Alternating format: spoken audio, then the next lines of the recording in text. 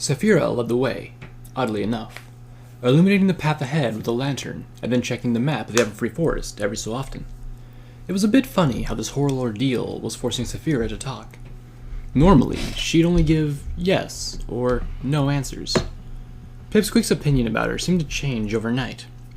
Before this whole thing, he just thought of her as a quiet loner, maybe a bookworm.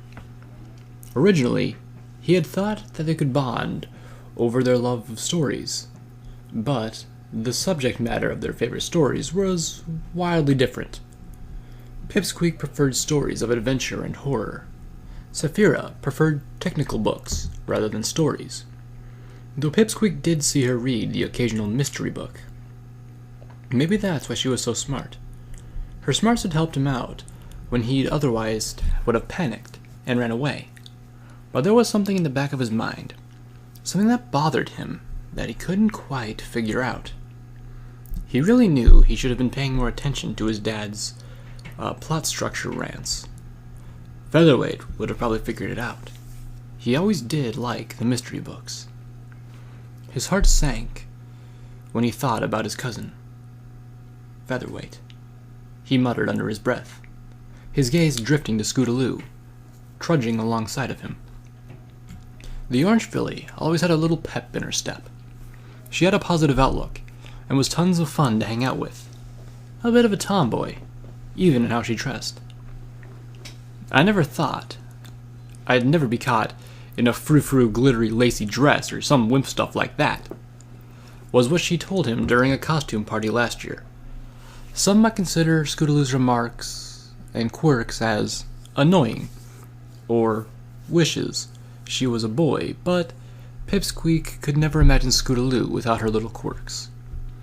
First, to cheer up a friend in need, didn't matter what their problems were. Scootaloo would be there to try and make it better.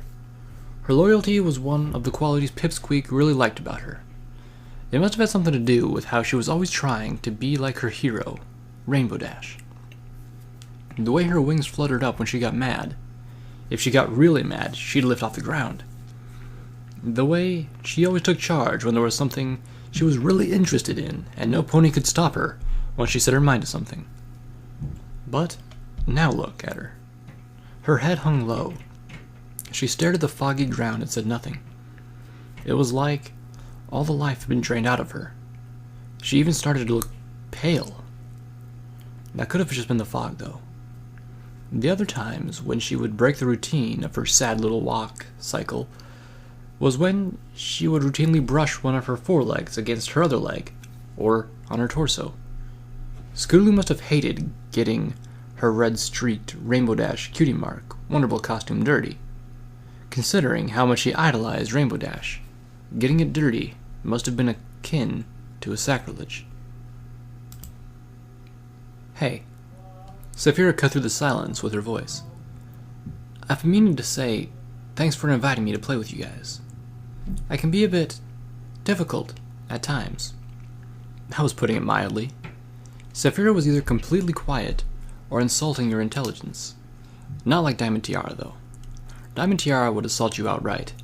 Saphira would say something that you wouldn't understand until much later. Such a strange pony. But I've really appreciated the time we spent together. And when this is over, I hope you'll still invite me to come play. The two ponies were silent. Not because they didn't want her to come play. It's just there was a lot on their minds. Obviously. Sure, Scootaloo said half-heartedly. You asked me before why I was so quiet, Pipsqueak? He did? He asked something like that a while ago. In Hollow Shades, I was a bit of an outcast. No. Really? They never would have guessed. It's not that I wasn't or was disliked. It's just I saw things a bit differently, so ponies had a hard time approaching me. What? Was she much quieter and darker? I was a bit too happy. Seriously? If Saphira was the happy one, Hollow Shades must be like the anti-Ponyville or something. No, That was probably the changeling nomads. There was one time, when we were learning telekinesis, that I accidentally lifted the teacher and some of my classmates when I was supposed to lift a chair. I'm really good at telekinesis, but mediocre at everything else. Tracking comes naturally. I did live in Hollow Shades after all. Every other spell, well, I'm terrible at finding anything other than trails. I can't make fire. My barrier skills are okay, but not that great, though sometimes I did get random surges for a short time. I definitely can't move through walls or control elements. But there was this one time I managed to teleport myself and the teacher out of a room. I really didn't like the teleportation spells. If I make one mistake, some pony's foreleg could end up in a tree or something. She then began listing off all the things she could and couldn't do. Why was she talking so much? Oh, she was trying to pick up the two ponies' moods in the only way she knew how. I did make some friends later on. We had this clubhouse in the woods where we liked to hang out and discuss things like escape routes, monster weaknesses, best flying maneuvers. Oh, most of the ponies in Hollow Shades were Nightkin, bat ponies, the subspecies of Pegasi that Princess Luna's royal guard hail from. Scootaloo sighed. Bet you never experienced anything quite like this. It was supposed to be an offhand comment, just something to change the subject. But Pipsqueak saw it. Saphira stopped, stiff in her tracks. Her ears had twitched during Scootaloo's sentence. He watched what she did now, very carefully. There's that feeling again. If only he knew what it was. I've read books with similar plots, was the monotone response she gave. Scootaloo, what are the Cutie Mark Crusaders exactly? Here it comes. Scootaloo never missed a chance to talk about the Cutie Mark Crusaders. She had talked Pipsqueak's ear off about it the first time they hung out together, practically pelting him with invites until he was finally accepted into the CMC as an initiate. Now that he thought of it, he still hasn't been made into a full member yet. And here comes the speech. A club devoted to helping ponies get their cutie marks, she said in a low tone, with absolutely none of her usual energy. What happened to her out there? Oh, is that all? What do you normally do? Saphira really wasn't going to let this go, was she? Stuff. She gave a one-word answer, dismissing the question. This was so unlike her. What would Rainbow Dash say? Are you open to any new members? She said, putting on a smile. Oh, Celestia. She was trying to smile, and it came out looking very unnatural and forced. Pipsqueak just wanted her to stop smiling. Like, right now. It was so weird. You want to join? This seemed to put some life back in her. She tried to get a look at Saphira's flank, but the cloak was in the way. Saphira took the cue and brushed the cloak on her left side over to her right, and sure enough, she was in fact a blank flank. Actually, hadn't Diamond Tiara said that earlier? But there was something off about her flank. If he looked closely, and in the light of the lantern, he could just barely make out something that kind of looked like a faded image of a compass? Was that a compass? It was so worn and faded that it could have been a watch or a globe. Compass was just the first thing that came to his mind. What's that on your flank? Pipsqueak asked, referring to the faded image. Oh, well, that was my cutie mark. The forest grew silent at the sudden revelation. Was? Scootaloo asked, life returning to her voice. Yeah, she said in a low tone. She took a long, low sigh. I mentioned to Pipsqueak about how things worked in Hollow Shades.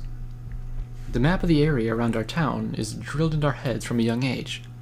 We're told very clearly what part of the forests are safe. Low risk, medium risk, high risk. And in a few places, there were big red X's on the map. Those areas were forbidden to go anywhere near. Of all the laws in Hollow Shades, the most important was to never, ever, go to any of those places on the map. Saphira let that sink in. Didn't take a genius to figure out that Saphira didn't listen to those rules. I met one of those monsters and she trailed off. It took my cutie mark. The explanation seemed so illogical.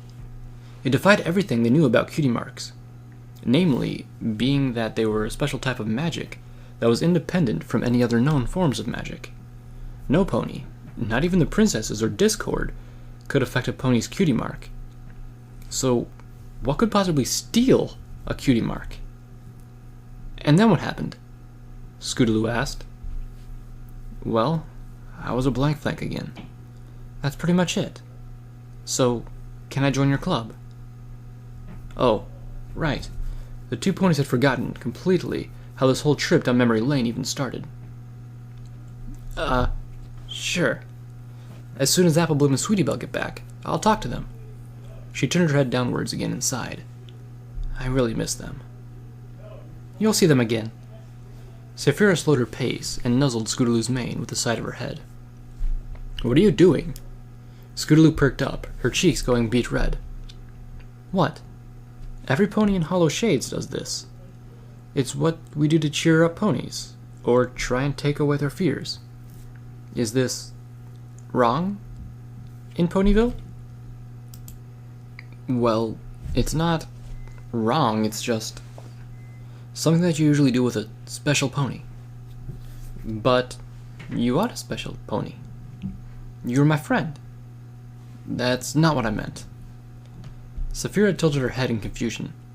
Regardless, she tried to put on that fake smile again. How about a song? 99 buckets of oats on the wall, 99 buckets of oats.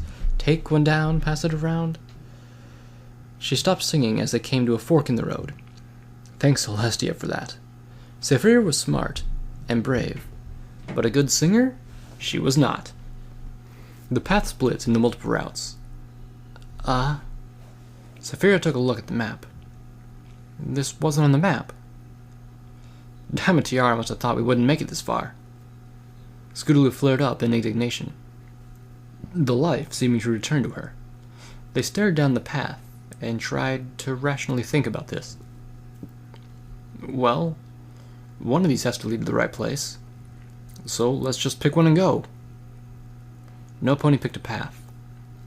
While Scootaloo and Saphira tried to figure out which path to take, they mentioned something about Zikora's hut being in the south, and the path ahead was going north, so they should keep going north? Pipsqueak had long since lost interest in the conversation, letting his eyes wander. Something caught his eye in one of the bushes. He carefully trotted towards it. Is that? He bit down on the strap and pulled, but something held back. Huh? He pulled harder and so did whatever was in the bush. Okay, no more playing around. He reared back as he pulled the bag out with all his might. The struggle roused some animal or something out of its hiding place, and it sped off into the woods. Pipsqueak fell flat on his back, with his hooves in the air, paralyzed by the sudden reveal. He shook it off, and took a look at Dinky's mailbag. It had been part of her costume. What do you got there, Pipsqueak? Scootaloo asked, trotting along behind him, with Saphira in tow. Looks like Dinky's mailbag. Pipsqueak unzipped it, and opened it up, empty. Whatever was in the bush must have eaten the contents. He still saw the muffin crumbs. He could really go for some of Derpy's muffins. Pipsqueak pulled out his runestone and scanned it. Huh? A reaction. It was glowing brightly. There was a light coming from beneath the bush. Pipsqueak crawled into the bush, dragging the glowing object into view. This is... He started, while looking at the object between the 3 ponies. Dinky's runestone. There were bite marks on the straps holding the runestone, probably from the animal earlier, but it looked as though whoever had tried to turn the runestone into a snack had quickly given up and instead ate a hole in the mailbag. Did it fall off of her? Scootaloo asked. No. She must have left it here. See? The strap's still intact. The only logical explanation is that she took it off. Why? Pipsqueak asked. I don't know. Maybe she left a message on it. Saphira telekinetically activated the runestone. It glowed brightly as a moving picture started to appear before the 3 foals. It showed a sobbing, battered Dinky trudging through the Everfree. Mommy? She called out, and was met by the howling of timberwolves off in the distance. Terror plastered on her hooves, she broke out into a run. Hiding in a hollowed-out tree, still crying and panting, she looked past the 3 ponies. Well, she wasn't really looking past them, just in their direction. I don't want to play anymore. I want to go home. Where am I? Mommy? Please, help me. Please come get me. She laid down on the ground, violently coughing. Please come soon. And then she was silent. The image faded away, back into the runestone. Pipsqueak didn't even know the runes could do that. Then it hit him. Tree! Tree! Pipsqueak checked the trees nearby, hoping Dinky would be in there. Saphira! Light!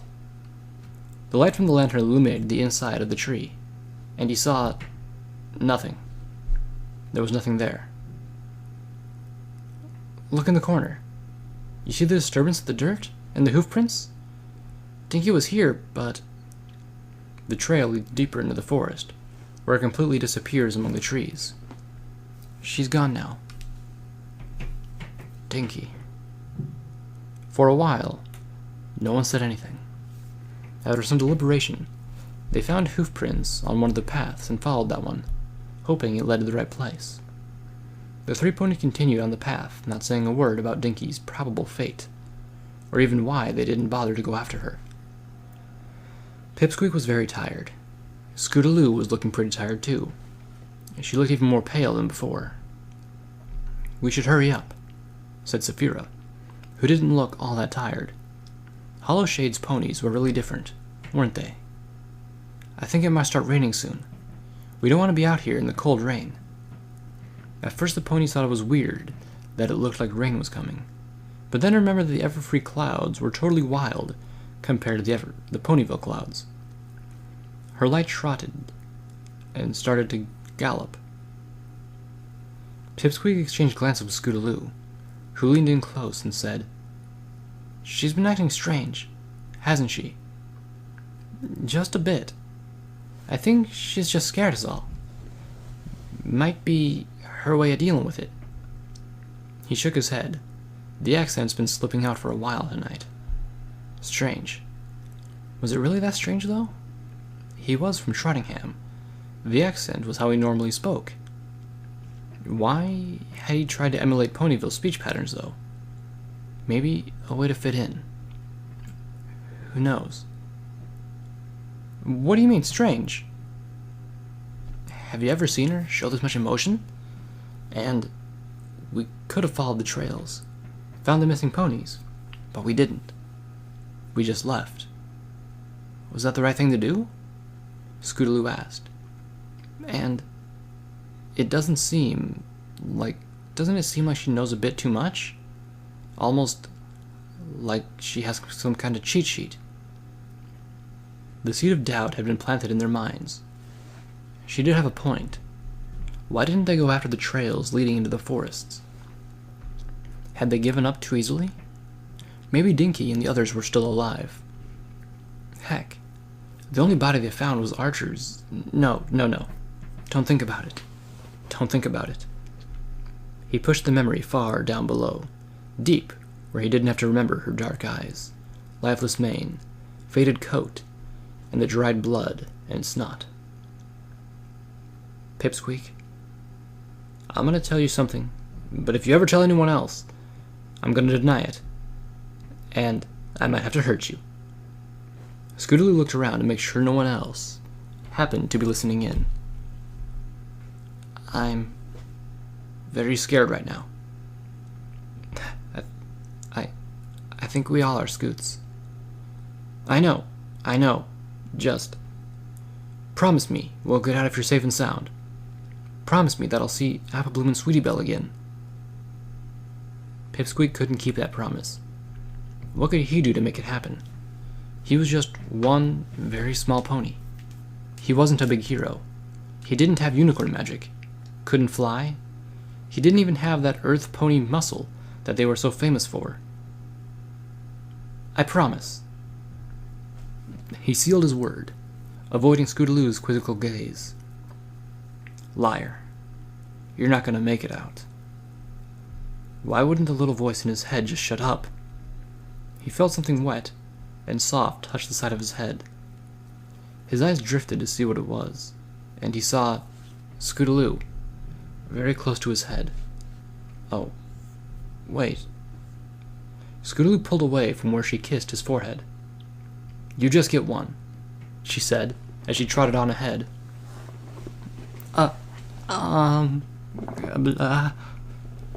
What was that? Why did she do that? What was going on? What? What? Hey, you're trailing behind, Saphira called to them, already way ahead. Once more the Timberwolf howls made an excellent motivator for the two of them to get their flanks in gear. Down the hill is where it was. The house was a lot bigger than they thought. They thought it would be something akin to Zeccora's shack. This was much larger. Almost seemed like a mansion, but much simpler. The outside was nothing special to look at, save for the ornate fence and the garden in the back. Sure enough, from the top of the hill, they could just barely see the statue of an elegant pony. Time had certainly taken its toll on the cottage. Pipsqueak could see the overgrowth of the vines on the house. The Everfree had almost completely taken the place over. Even the ornate gate, which would normally block passage from the cottage in the past, now lay on its side, uselessly discarded. Saphira had already started down the path, with Pipsqueak and Scootaloo in tow.